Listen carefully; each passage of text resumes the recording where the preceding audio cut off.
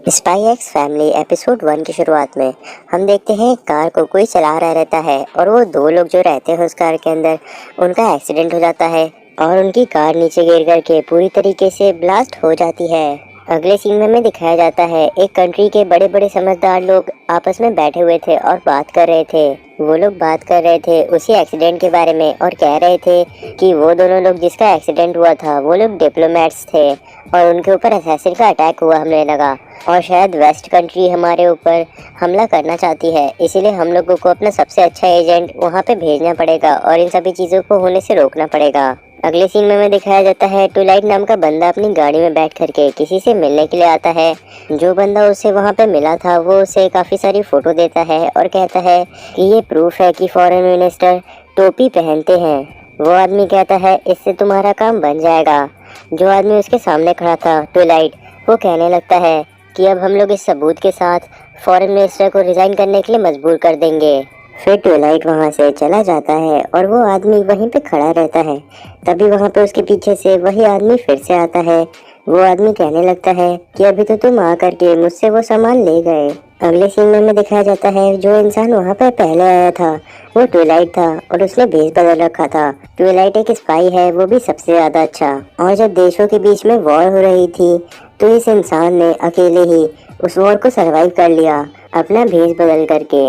अगले सीन में ट्विलाइट के सामने एक लड़की बैठी रहती है और वो ट्विलाइट से कह रही रहती है कि मेरे पापा को काफी ज्यादा लॉस हो गया है। ट्विलाइट उसकी बातों में ज्यादा कुछ ध्यान नहीं दे रहा था। तभी वो लड़की एक लड़की को प्रपोज करते हुए देखती है और कहती है हम लोग कब ऐसा करेंगे।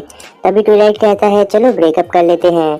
फिर ट्विलाइट उस लड़की से ये कह करके चला जाता है कि तुम अपनी जिंदगी में खुशियाँ जरूर ढूंढना। अगले सीन में ट्विलाइट करीन को सॉरी कह रहा रहता है और कह रहा रहता है अब तुम्हारी फैमिली का मेरे पास कोई भी यूज नहीं है और अब मेरी रॉबर्ट की जिंदगी खत्म हो चुकी है। जब से मैं एक स्पाई बना हूँ मैं अपनी आइडेंटिटी हर समय बदलते जा रहा हूँ और मेरी कोई भी एक स्टेबल आइडेंटिटी नहीं है। अगले सीन में हमें दिखाया जाता है ट्विलाइट किसी के पास आया रहता है और वो लोग थोड़े से न्यूज़पेपर चेंज करते हैं। ये ट्विलाइट के नए मिशन के ऑर्डर्स थे। ट्विलाइट उस पेपर को खोलता है तो उसमें थोड़े बहुत उसको क्लू मिलते हैं और उसमें लिखा था कि तुम्हारा लास्ट मिशन काफ़ी अच्छे से पूरा हो गया, अब तुम्हें नया मिशन दिया जा रहा है। तुम्हें एक दूसरे कंट्री में जाकर के रहना होगा और तुम्हारा टारगेट है नेशनल यूनियन पार्टी का एक लीडर जो कि ईस्ट और वेस्ट के समझौते को तबाह करने की कोशिश कर रहा है और ऐसा ही चाहता है। तुम्हें उसके करीब जाकर के इस मिशन को पूरा करना होगा। इसके लिए तुम्हें एक बीबी चाहिए और तुम्हें एक बच्चा भी चाहिए। डेस्मंड एक बहुत ही ज़्यादा सावधान रहने वाला इंसान है और वो दूसरे लोगों के साथ बहुत ही कम दिखाई देता है। वो सिर्फ बाहर अपने बच्चे के स्कूल में पार्टीज को अटेंड करने के लिए निकलता है और तुम भी अपने बच्चे को उसी स्कूल में भेजोगे पढ़ने के लिए। स्कूल का एंट्रेंस एग्जाम देने का समय जल्दी ही खत्म हो जाएगा, इसलिए तुम्हें एक हफ्ते का समय मिलता है। ट्विलाइट उस न्यूज़पेपर को फाड़ता है और कहता है मैं एक हफ्ते के अंदर कैसे एक बच्चा पैदा कर लूँगा।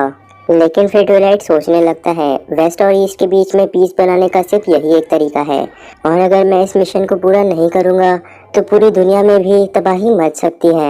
मैं एक स्पाई हूँ तो मुझे मेडल्स भी नहीं मिलेंगे और कोई मेरी तारीफ भी नहीं करेगा, लेकिन मैं अपने आसपास के लोगों की खुशी में ही खुश रह सकता हूँ और इसीलिए मैंने अपनी आइडेंटिटी को पूरी तरीके से छोड़ दिया और एक स्पाई बन गया इस दुनिया की खुशी के लिए। फिर ट्विलाइट अपने नए मिशन के ऊपर काम करना शुरू कर देता है और वो एक अपार्टमेंट देख रहा था। उसमें वो हर जगह को चेक करता है और कहता है कि यहाँ पे कोई भी वायर टैप्स या फिर मेरे ऊपर नज़र रखने की चीज़ें नहीं हैं। तो फिर वो उस अपार्टमेंट का एग्रीमेंट साइन कर देता है और इस बार उसने अपना नाम लॉयड फोर्जर रखा था। उसके बाद वो सोचने लगता है अब मुझे एक हफ्ते के अंदर एक बच्चा पैदा करना है, ऐसे मुश्किल मिशन मुझे ही क्यों दिए जाते हैं। अगले सीन में वो एक ऑर्फनेज के पास आता है जिसकी हालत थोड़ी ख़राब थी। वहाँ से एक बूढ़ा आदमी बाहर आता है और कहता है तुम्हें किसी को अडॉप्ट करना है ना, चलो अंदर आ जाओ। लॉयड सोच रहा रहता है कि मैं अपने मिशन का काम पूरा कर सकता हूँ अगर मेरे पास एक बच्चा रहेगा, क्योंकि मैं खुद का चेहरा बदल करके एक बच्चा तो नहीं बन सकता पूरी तरीके से, चाहे मैं कितना भी अच्छा स्पाई क्यों ना हूँ। लॉयड उस बंदे से कहता है कि मुझे एक ऐसा बच्चा चाहिए जो कि लिख और पढ़ सकता है। वो आदमी उसे एक आन्या नाम की बच्ची के पास ले जाता है जो कि वहाँ पे सबसे ज़्यादा स्मार्ट थी। साथ ही में वो आदमी ये भी सोच रहा था कि ये बच्ची बहुत ही ज़्यादा परेशान करती है, यहाँ से चली जाएगी तो ही अच्छा रहेगा। लॉयड सोचता है एडन कॉलेज को 6 साल से छोटे बच्चे अटेंड नहीं कर सकते हैं, लेकिन ये तो सिर्फ और सिर्फ 4 साल की लगती है। वो लड़की तुरंत ही कहती है मैं 6 साल की हूँ। ऐसा लग रहा था कि वो लड़की लॉयड का दिमाग पढ़ा रही है। देन वो एक क्रॉसवर्ड पजल उठा लेती है और कहती है मैं इसे सॉल्व करूँगी। फिर वो सॉल्व करना शुरू कर देती है। लॉयड सोच रहा रहता है ये तो एक बच्चे के लिए काफ़ी मुश्किल है, लेकिन वो अपने दिमाग के अंदर सारा चीज़ें सॉल्व कर देता है। और जैसे ही लॉयड सोच रहा रहता है आंसर, आन्या उसे लिख दे रही रहती है। उस क्रॉसवर्ड पजल को सॉल्व कर लेने पे लॉयड कहने लगता है इस लड़की ने इतनी आसानी से इसे कैसे सॉल्व कर लिया, मुझे लगता है ये एंट्रेंस आसानी से पास कर लेगी। देन वो उस बूढ़े आदमी से बात कर लेता है कि वो आन्या को अपने साथ लेके जाएगा। वो बूढ़ा आदमी कहता है तुम उसे ले जा सकते हो और तुम्हें कोई भी डॉक्यूमेंट फिलअप करने की कोई भी ज़रूरत नहीं होगी। लॉयड अपने मिशन के बारे में भी उसी समय सोच रहा रहता है और आन्या को भी पता चल जाता है कि वो एक स्पाई है और वो काफ़ी ज़्यादा एक्साइटेड हो जाती है। तभी हमें बताया जाता है कि ये लड़की एक टेलीपैथ है और इस लड़की के पास है दूसरों का माइंड पढ़ने की एबिलिटी। ये एक फैकल्टी से भाग करके आई है जहाँ पे लोगों के ऊपर एक्सपेरिमेंट किए जाते थे और इसे भी एक एक्सपेरिमेंट करके बनाया गया था सब्जेक्ट 007, वो भी एक ऑर्गेनाइजेशन की मदद से।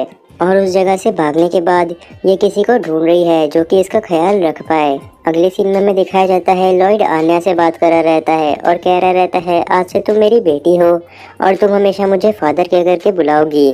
आन्या तुरंत ही उसे फादर कहने लगती है। अगले सीन में लॉयड आन्या को घर लेकर के आता है। आन्या टीवी खोल करके स्पाई वॉर्स को देखने लगती है और कहती है मुझे बहुत ही पसंद है ये। लॉयड वहाँ से अपने मिशन को पूरा करने के लिए कुछ ज़रूरी चीज़ें ढूंढने के लिए जा रहा रहता है। तभी वहाँ पे आन्या उसका पैर पकड़ लेती है और कहने लगती है तुम एडवेंचर पे जा रहे हो तो मुझे भी तुम्हारे साथ ले चलो। अगले सीन में आखिरकार आन्या लॉयड के साथ बाहर आ ही जाती है और वहाँ पे वो दूसरे लोगों के बीच में खो रही थी। तो फिर लॉयड आन्या का हाथ पकड़ लेता है और कहने लगता है अपने मन के अंदर कि आन्या का एक हाथ पकड़ने की वजह से मेरा एक हाथ बिजी है और अगर किसी दुश्मन ने मेरे ऊपर हमला किया तो मैं कुछ भी नहीं कर पाऊंगा दादा। तो फिर आन्या एक जगह पे जाकर के छुप जाती है। लॉयड सोचने लगता है क्या ये मेरे से छुप रही है, क्या ये मुझसे नफरत करती है, और अगर मुझे इस दुनिया की पीस बनाए रखनी है तो मुझे इस क्रीचर को अच्छे से समझना होगा।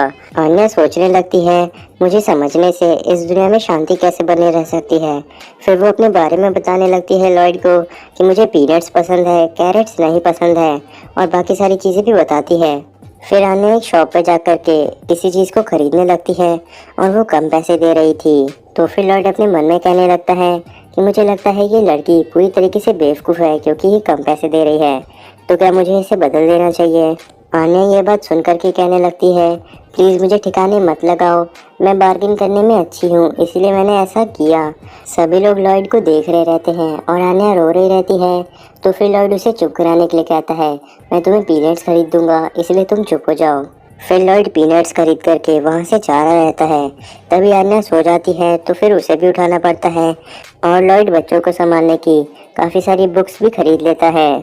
फिर वो उन सारी किताबों को पूरी तरीके से पढ़ने लगता है और कह रहा रहता है सारी चीज़ों को समझने के बाद ये कहने लगता है कि नॉर्मल पेरेंट्स आमतौर पर इतने डिफ़िकल्ट डेली लाइफ मिशन को कैरी करते हैं। साथ ही में लॉयड ये भी कह रहा था कि मैं अपने मिशन को ख़त्म करने के बाद ऑर्फनेज छोड़ने के बारे में सोच रहा हूँ। फिर अगले दिन हमें दिखाया जाता है लॉयड आन्या से कह रहा रहता है पढ़ने के लिए, आन्या उसे मना कर रही रहती है। आखिर में लॉयड हार मान लेता है और वहाँ से चला जाता है। आन्या भी लॉयड के पीछे आ रही थी। तो फिर लॉयड आन्या से कहता है आज तो तुम यहीं पे रुकोगी, मेरे पीछे आने के बारे में सोचना भी मत। लेकिन आन्या लॉयड की बात नहीं मानती है और दरवाज़ा खोल करके बाहर आने लगती है। लॉयड दरवाज़ा बंद करता है आन्या को अंदर करके, लेकिन आन्या फिर भी बार बार लॉयड के पीछे आ रही रहती है। हर बार लॉयड उसे ढूंढ ले रहा रहता है। आन्या कह रही रहती है कि हर बार पापा मुझे ढूंढ लेते हैं, इसमें कितना ज़्यादा मज़ा आता है। आखिर में लॉयड दरवाजे के सामने एक बैरिकेड को लगा देता है और फिर किसी से मिलने आता है। वो इंसान कहता है कि तुम्हें चाइल्ड अब्यूज़ में कहीं पकड़ ना लिया जाए अपनी बच्ची को घर में बंद करने के लिए। फिर वो आदमी ट्विलाइट को एग्ज़ाम की टिकट्स देता है और पेपर भी लीक करवा देता है। वो आन्या के बारे में इंफॉर्मेशन भी देता है। और वो लॉयड को ये भी बताता है कि इस लड़की के माता पिता और एज के बारे में किसी को भी कुछ भी नहीं पता। साथ ही में जिसे 4 बार अडॉप्ट किया गया लेकिन हर बार इसे वापस भेज दिया गया। आगे वो बंदा लॉयड को ये कह करके चिढ़ाने लगता है कि ना तो उस लड़की की कोई पहचान है ना तो तुम्हारी, तुम दोनों एक दूसरे के लिए ही बने हो। उसके इस मजाक की वजह से ट्विलाइट वहाँ से चला जाता है बिना पैसे दिए। वहीं दूसरी तरफ आन्या बोर हो रही रहती है और कह रही रहती है कि एक स्पाई की जिंदगी कितनी ज्यादा मुश्किल होती है, वो लोग कुछ भी नहीं करते हैं। वहीं दूसरी तरफ लॉयड कह रहा रहता है कि मैं इसे अपने स्पाई के इक्विपमेंट के साथ कुछ भी करने नहीं दे सकता, और वो इसीलिए उसे एक बॉक्स में बंद कर देता है और उसका कोड अपने मन में सोच रहा रहता है। अगले सीन में दिखाया जाता है आन्या लॉयड के सामान के अंदर बॉम्ब को ढूंढ रही रहती है और कह रही रहती है अगर वो मुझे मिल जाएगा तो मुझे मज़ा आएगा। लेकिन तभी उसे ट्रांसमिशन करने के लिए एक डिवाइस मिलता है।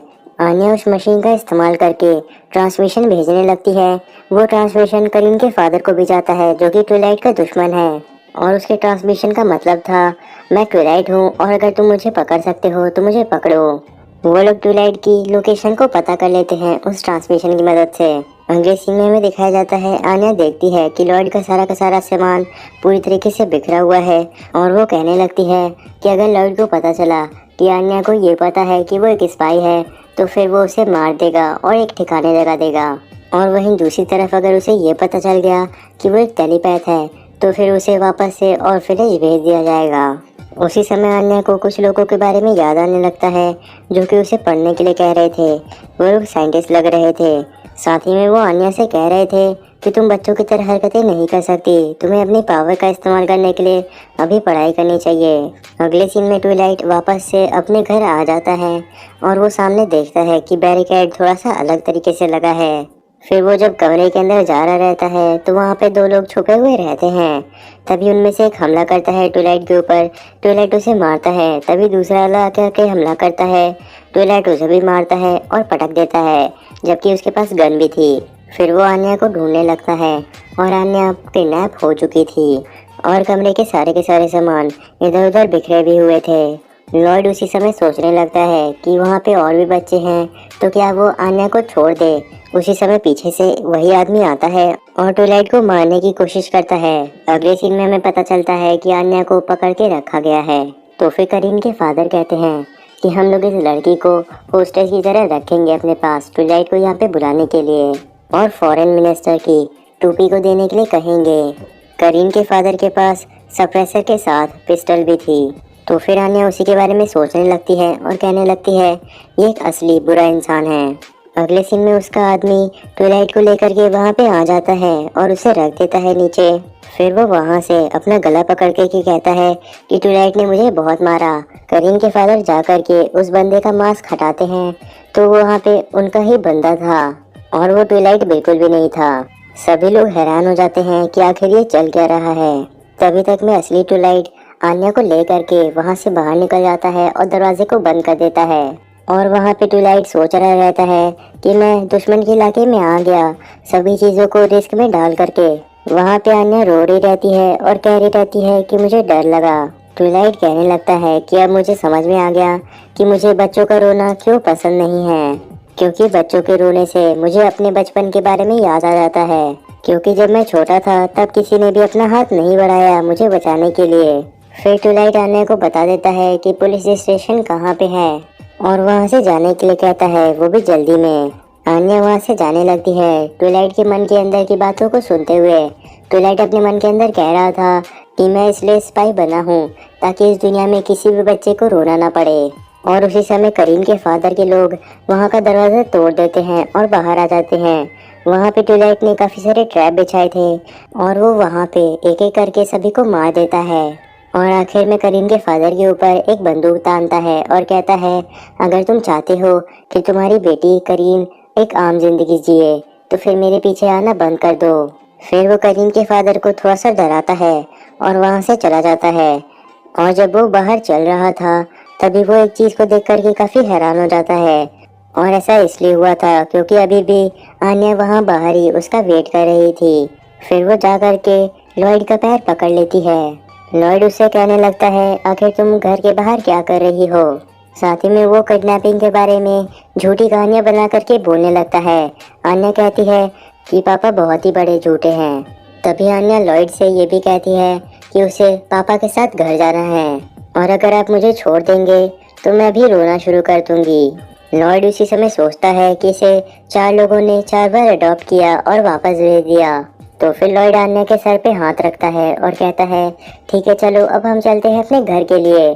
अगले सीन में दिखाया जाता है वो लोग ट्रैक कार में बैठे रहते हैं और वो लोग दूसरी जगह पे जा रहे थे क्योंकि वो लोग अपने पुराने घर पे नहीं जा सकते थे। लॉयड आन्या को काफी सारी झूठी झूठी कहानियां बना करके सुना रहा था, लेकिन आन्या को पता था कि लॉयड की सारी कहानियां पूरी तरीके से झूठ हैं। अगले सीन में एडन कॉलेज के एंट्रेंस एग्जाम को दिखाया जाता है जहाँ पे लॉयड बाहर बैठा हुआ था और काफी टेंशन में लग रहा था। वहाँ पे अंदर आन्या एग्जाम दे रही थी और काफी ज्यादा चिंता में लग रही थी क्योंकि उसके आसपास के लोगों में से किसी को भी आंसर्स नहीं आ रहे थे और वो सभी अजीब अजीब हरकतें ही किए जा रहे थे। आन्या अपने पेपर को देखती है और तभी उसे याद आने लगती है कि लॉयड ने उसे किस तरीके से सारे के सारे आंसर्स पढ़ाए थे। अगले सीन में लॉयड चेक कर रहा रहता है कि आन्या का सिलेक्शन हुआ कि नहीं। आन्या का सिलेक्शन हो गया रहता है। लॉयड काफी ज्यादा खुश होने लगता है और आन्या से कहता है तुम पास हो गई। फिर वो आन्या को उठाता है लेकिन वो गिर जाता है। आन्या को लगता है कि लॉयड मर गया और वो उससे कहती है प्लीज मुझे छोड़ करके मत जाओ। लॉयड सोचने लगता है आखिर मेरे साथ हो क्या रहा है, मैं हिल क्यों नहीं पा रहा। अगले सीन में दिखाया जाता है लॉयड की हालत ऐसी इसलिए हो गई है क्योंकि वो काफी समय से आराम नहीं किया था। अगले सीन में वहाँ पे एक पोस्टमैन आता है और वो आन्या से कहता है एक लेटर दे करके कि अपने फादर और मदर को किसी को दे दो ये लेटर। लेटर लेने के बाद आन्या लॉयड के पास जाती है और उससे कहती है आपके लिए एक लेटर आया है। फिर वो लॉयड के साथ सो जाती है क्योंकि लॉयड नहीं उठ रहा था। लॉयड अचानक से उठता है और कहने लगता है आखिर तुम करना क्या चाह रही थी? क्या तुम मुझे मारने की कोशिश कर रही थी? और वैसे मैं कैसे किसी के सामने सो सकता हूँ? मैं एक बिल्कुल बेकार स्पाई हूँ। आन्या लॉयड को वो मेल दे देती है और पूछती है आखिर इसके अंदर लिखा क्या है। लॉयड कहने लगता है कि तुम्हारे स्कूल में एडमिनिस्ट्रेटर ने एक इंटरव्यू रखा है फैमिली का और उसके लिए फादर और मदर का होना बिल्कुल ज़रूरी है। लॉयड को पता चल जाता है कि अब वो मुसीबत में पड़ने वाला है। अगर आपने अभी तक हमारे चैनल को सब्सक्राइब नहीं किया है तो अभी वीडियो को पॉज करके सब्सक्राइब बटन दबाकर लाल से ग्रे कर दो और साथ ही बेल आइकन को दबाना मत भूलना कहीं आपसे कुछ एपिसोड स्किप ना हो जाएं।